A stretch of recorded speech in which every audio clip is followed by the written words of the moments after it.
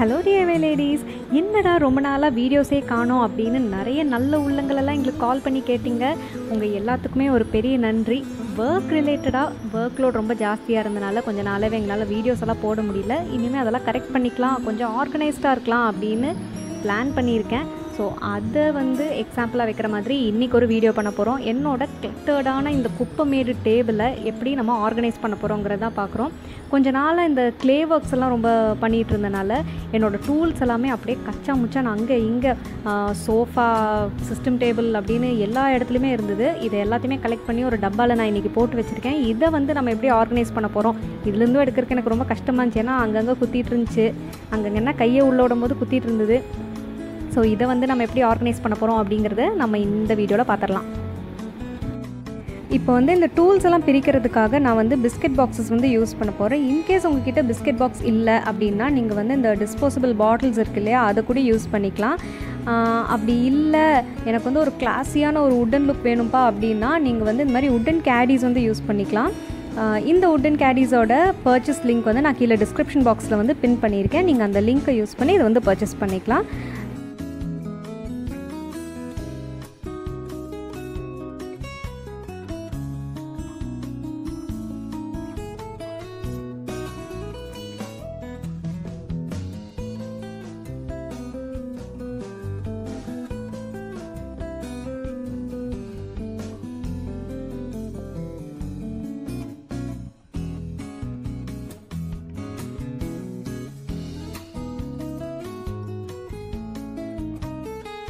இப்போ இந்த டூல்ஸ் எல்லாம் நான் பர்பஸ் ரிலேட்டடாக பிரித்து இந்த ஒரு பாக்ஸ்லேயும் போட போகிறேன். இப்போ இதெல்லாம் பார்த்தீங்கன்னா செராமிக் டூல்ஸ் அப்படின்னு சொல்லுவாங்க. நீங்கள் பாலிமர் கிளேலையும் இந்த மினியேச்சர்ஸ் எல்லாம் ஒர்க் பண்ணுறீங்க அப்படின்னா இந்த மாதிரி டூல்ஸ் எல்லாம் யூஸ் பண்ணலாம்.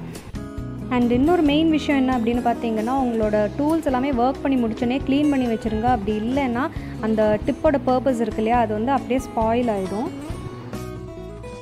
இப்போ இதில் இருக்க எக்ஸ்ட்ரா ஐட்டம்ஸ் எல்லாத்தையுமே நான் தனியாக வச்சுட்டு இப்போது டூல்ஸ் எல்லாம் மட்டும் செப்ரேட் பண்ணி வச்சிடுறேன்.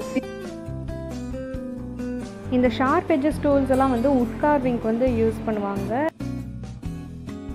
அண்ட் இந்த பால் டூல்ஸ் மாதிரி இருக்கு இல்லையா, இது எம்போசிங்க்கு யூஸ் பண்ணுவாங்க. நல்லா ஹெவியாக இருக்கும், உங்களுக்கு எம்போசிங்க்கு ஈஸியாக இருக்கும். இப்போ இதிலலாம் எனக்கு 5 பீஸ் 6 பீஸ் தான் இருக்கிறனால நான் இதெல்லாமே ஒரு பாக்ஸில் போடுறேன். அண்ட் செராமிக் டூல்ஸில் பார்த்தீங்கன்னா 11 டூல்ஸ் கிட்ட இருக்கும். ஸோ அது எல்லாத்தையும் செப்ரேட்டாக ஒரு பாக்ஸில் போடுறேன். அண்ட் ப்ரஷஸ் எல்லாம் செப்ரேட்டாக, மார்க்கர்ஸ் எல்லாம் செப்ரேட்டாக இப்போ செக்ரிகேட் பண்ணி வச்சிடலாம்.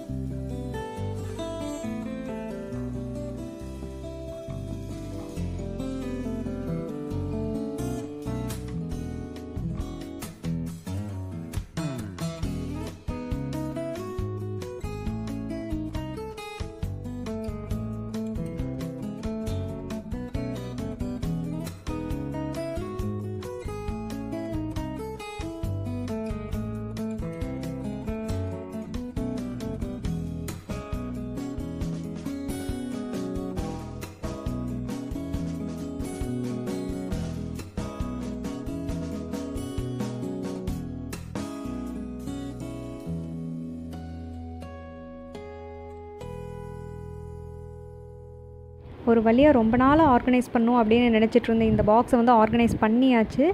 அண்ட் இந்த மாதிரி எக்கச்சக்கமான டப்பாஸ் எடுத்து வைக்கிறதுக்கு என்கிட்ட இருக்குது. ஸோ அதெல்லாம் பண்ணும்போது இன்னொரு வீடியோ பண்ணிக்கலாம். So until then, thanks for வாட்சிங். பை.